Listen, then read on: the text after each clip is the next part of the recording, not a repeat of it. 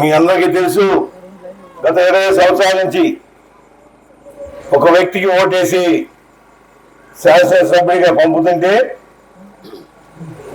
ఆయన చేయాల్సిన పనులు చేయకుండా కేవలం మా స్వార్థం కోసమే దీన్ని వాడుకున్నాడు. అది గుర్తుపెట్టుకోవాలి.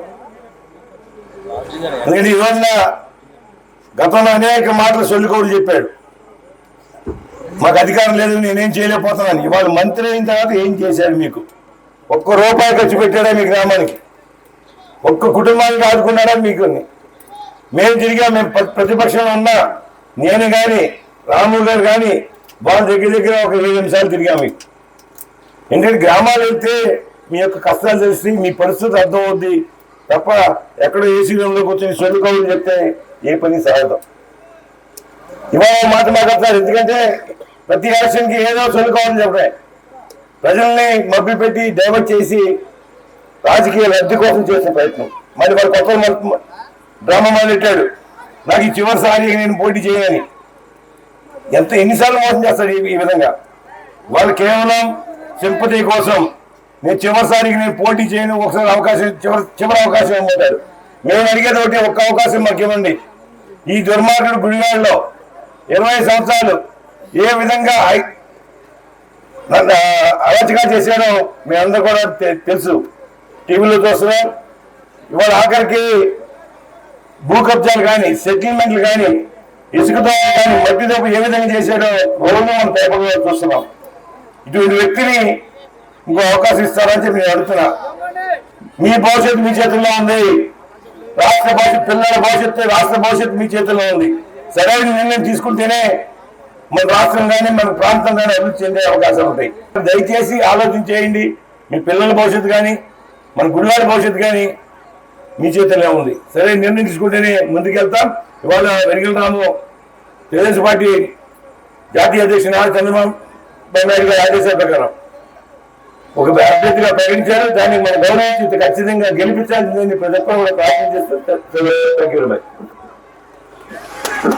ఈ రోజున మనందరం కూడా ఒక సైకో పరిపాలనలో, ఒక దొంగ ప్రభుత్వంలో ఈ రోజున మనందరం కూడా ఎన్నో కష్టాలు అనుభవిస్తూ ఈ రోజున మనందరం ఉన్నాం. ఇక్కడ చూస్తే కనుక ముఖ్యంగా అనేక మంది ఈ ప్రాంతంలో ఆక్వా రైతులు ఉన్నారు. రైతులకి ఈ రోజున ఎప్పుడు కూడా వెన్నుదన్నుగా ఉండే చంద్రబాబు నాయుడు గారి ప్రభుత్వంలో ఈ కరెంటు సబ్సిడీ కానీ ఏదైనా కానీ ఉందంటే కనుక ఆ రోజున ₹1.35 ఆ రోజున పడేది.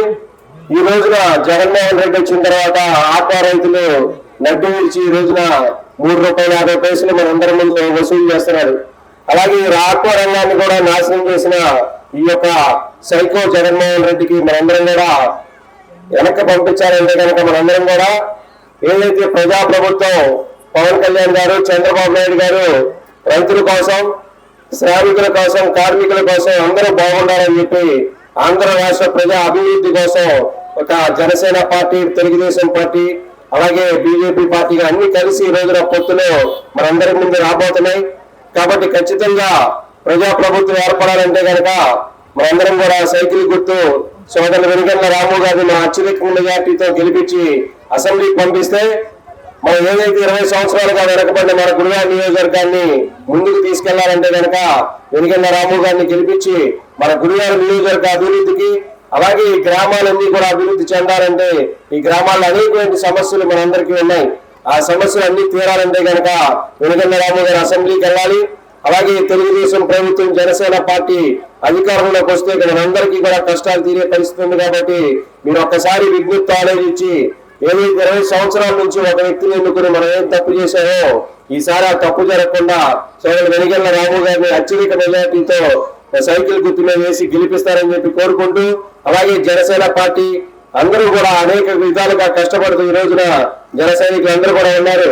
వాళ్ళందరూ కూడా ఒక్కసారి ఆలోచించి పవన్ కళ్యాణ్ గారు, చంద్రబాబు నాయుడు గారు రాష్ట్ర అభివృద్ధి గురించి వాళ్ళందరూ కూడా కలిసి పనిచేస్తున్నారు. కాబట్టి మనందరం కూడా ఒక్కసారి ఆలోచించి ఈ యొక్క ప్రజా ప్రభుత్వం ఏర్పడే విధంగా మనందరం కూడా కృషి చేయాలని చెప్పి వెనుగండ్ల రాము గారిని అత్యధిక మెజార్టీతో గెలిపించి మన అసెంబ్లీకి పంపించాలని చెప్పి కోరుకుంటూ సెలవు తీసుకున్నాం. జై జనసేన, జై తెలుగుదేశం.